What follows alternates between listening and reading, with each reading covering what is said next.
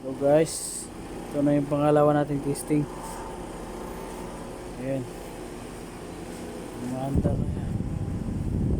Pati yung compressor. Puno natin ng ano,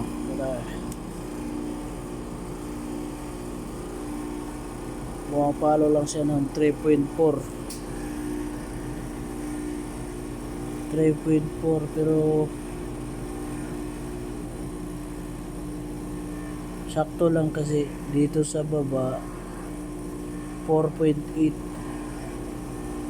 Ayan, 4.8 yung capacity niyan, yung load capacity.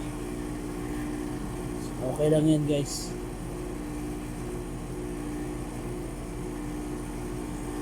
Kaya goods tayo.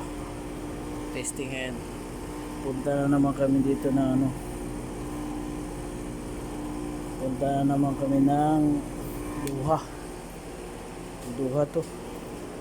Sa Kadamam. Ayan. Ayan, ganito mag-testing dito. Yun ang isa. Ito yung pangalawa.